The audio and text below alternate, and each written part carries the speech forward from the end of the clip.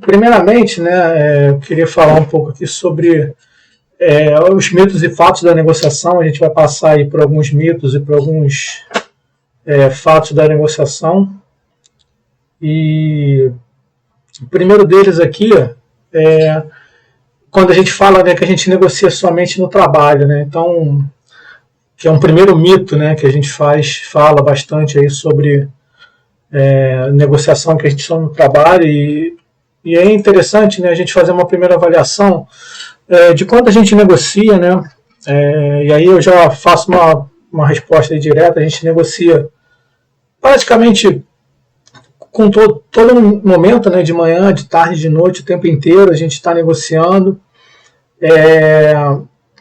Então, nossa vida, né, é negociar. Isso é muito interessante, porque quando eu comecei a estudar negociação, né, eu vim estudar negociação porque me tornei um comprador, né, no final da década de 90, e necessariamente eu precisava negociar, e eu sempre fui uma pessoa muito tímida, né, e isso chegava a ter medo de falar no telefone, né, na época. E foi interessante como é que eu fui pegando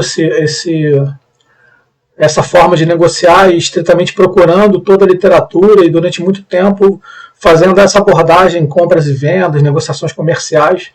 E com o tempo, né, fui me aprofundando no tema, e vi que era muito mais do que simplesmente, né, só compra e venda. Então, a gente negocia aí com a nossa família, com nossos amigos, às vezes conosco mesmo, né?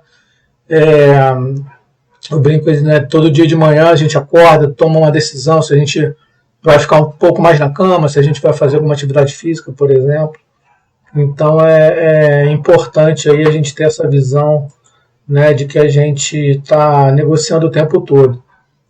Outra questão importante, né, por que a gente negocia? E a gente já vai falar um pouquinho da forma de negociar e o que é a negociação, mas a gente negocia basicamente porque a gente diverge. Cada um é uma pessoa diferente, cada um tem um pensamento diferente, cada um vê as questões de formas diferentes, temos interesses diferentes. Então, basicamente, a gente negocia porque somos indivíduos diferentes, que pensam de formas diferentes. E, né, nesse momento que a gente vive de muita polarização, de muito certo e errado, assim, cada vez mais essa atividade, nessa negociação, é fundamental para a gente poder conviver melhor, né? Então, a gente tem que aprender a divergir, tem que aprender a convergir.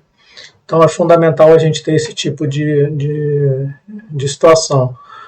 E com quem negociamos, já falei aqui, né, a gente negocia, né, o tempo todo, né, durante todos os dias, todos os tempos, e isso é cada vez mais relevante. Bom, e aí nos leva, né, à primeira questão aí do que é a negociação, né? E aí a gente poderia falar, eu trago aqui para a gente discutir, debater esse tema, e aí eu trouxe diversos conceitos, né, diversas definições do que é uma negociação, e coloquei aqui em highlights o que a gente tem como os principais pontos, né, nessas definições. Então, se fala muito em uso de informação, se fala em uso de poder, se fala realmente num processo. A gente vai falar bastante disso ainda hoje.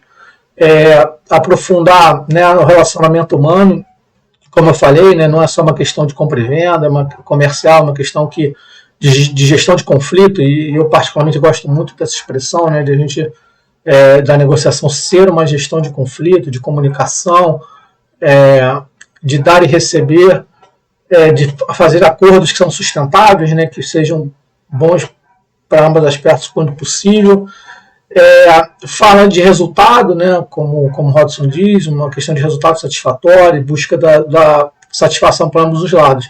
E tem uma definição do Birla, que é uma definição que eu gosto bastante e tento, né, usá-la como uma referência, que diz, né, que a negociação é um processo em que duas ou mais partes com interesses comuns ou antagônicos se reúnem para confrontar e discutir propostas explícitas com o objetivo de alcançar um acordo. Por que eu gosto muito dessa definição? Né? Porque, primeiro, que ela fala de duas ou mais partes, então ela já abre um pouco o leque aí de que necessariamente a negociação não é só uma negociação entre duas partes, mas ela pode ter, assim, efetivamente outras partes envolvidas.